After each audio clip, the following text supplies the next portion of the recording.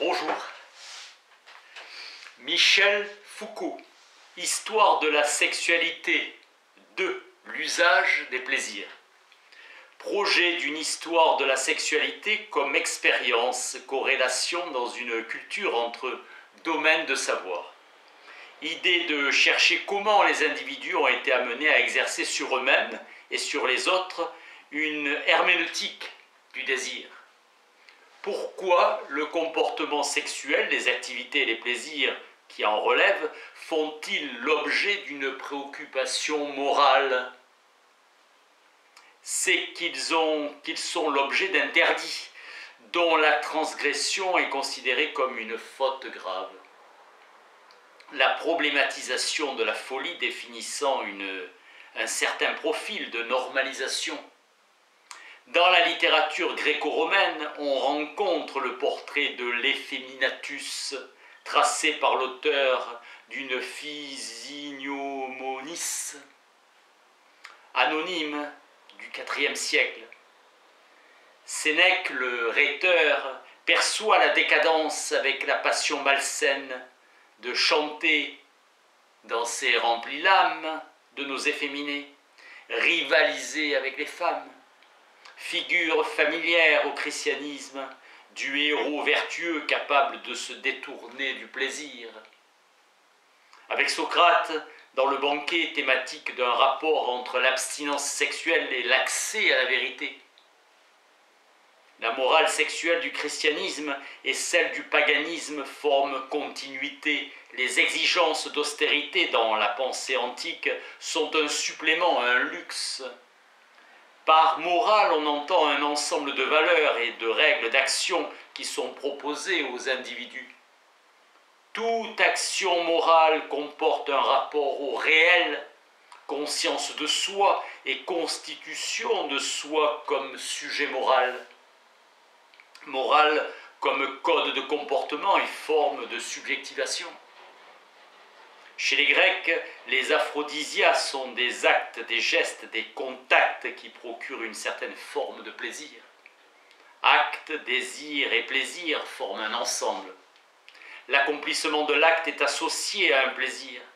L'appétit est provoqué par la représentation, l'image ou le souvenir de la chose qui fait plaisir. L'intempérance est l'excès, et c'est blâmable. L'appréciation morale se fait à partir de l'activité et de ses gradations quantitatives. Les trois grands appétits fondamentaux sont la nourriture, la boisson et la génération. Dans la doctrine chrétienne de la chair, la force excessive du plaisir trouve son principe dans la chute et le défaut qui marquent depuis lors la nature humaine. Fait constant dans la culture ancienne de l'association entre la morale du sexe et celle de la table. Aristote dit « Tout le monde, dans quelque mesure, tire du plaisir de la table, du vin et de l'amour, mais tous ne le font pas comme il convient. » Dans la réflexion sur l'usage des plaisirs, souci d'une stratégie du besoin, du moment et du statut. La tempérance, dit Socrate, nous fait endurer les besoins, seule nous fait éprouver un plaisir digne de mémoire. Stratégie pour endurer l'intempérance, se sert d'hommes comme s'ils étaient des femmes. Toute boisson lui était agréable puisqu'il ne buvait jamais sans soif, Socrate. Châtiment de ceux qui transgressent l'inceste.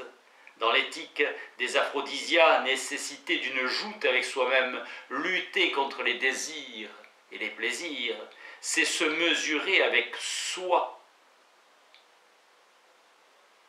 Dire qu'on est plus fort ou plus faible que soi suppose la distinction entre deux parties de l'âme et non pas paradoxe. Victoire ou défaite de soi sur soi, être plus fort que soi est un éloge. L'éthique des plaisirs y est de même ordre que la structure politique. La vertu individuelle a à se structurer comme une cité. Entraînement à affronter sans souffrir, privation lorsqu'elle se présente, et à rabattre en permanence les plaisirs. Victoire sur soi. L'exercice permet aux hommes de tout vaincre, Diogène. Le mépris même du plaisir nous donne, si nous nous exerçons beaucoup, de satisfaction. S'exercer à supporter les choses pénibles permet de mépriser sans peine les plaisirs. La tradition pythagoricienne reconnaît les exercices du régime alimentaire, de la récollection des fautes à la fin de la journée, de la pratique de la méditation. Platon fait référence au danger des désirs toujours prompts à envahir l'âme. Aristote l'a dit, c'est en s'écartant des plaisirs qu'on devient tempérant. Et c'est quand on l'est devenu qu'on peut le mieux s'en écarter. Il est important de gouverner désir et plaisir. C'est un enjeu moral, afin d'être libre et de pouvoir le rester, être libre par rapport au plaisir, ni à leur service, ni en être esclave. L'homme le plus royal est roi de lui-même. Sauvegarde de la pureté, de la virginité, fidélité aux engagements et aux vœux, épreuve type de la vertu. Conception de la maîtrise comme liberté active. La tempérance et le courage sont chez l'homme vertus pleines et complètes de commandement.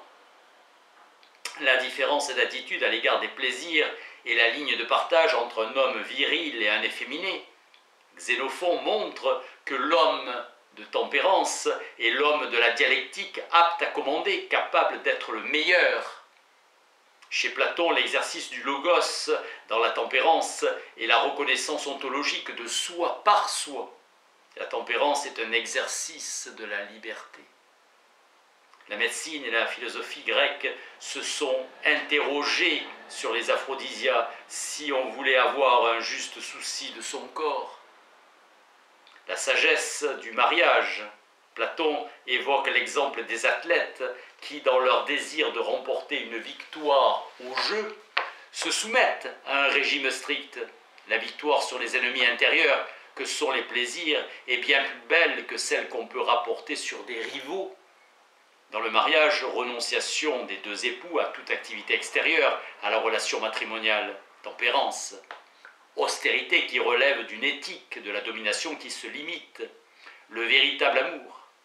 Agathon dans le banquet, aux vilaines choses s'attache le déshonneur, aux belles le désir d'estime.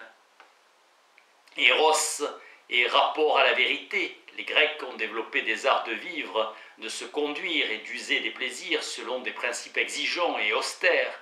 Le comportement sexuel est constitué comme domaine de pratique morale. Stratégie de la mesure et du moment. Tempérance définie par l'usage mesuré et opportun des aphrodisiaques. Art d'user des plaisirs.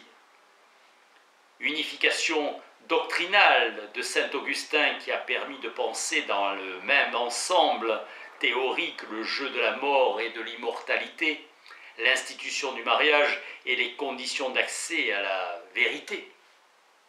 Unification pratique, recentrant les différents arts de l'existence autour du déchiffrement de soi et des procédures de purification et des combats contre la concupiscence. Désir d'une herméneutique purificatrice. Merci.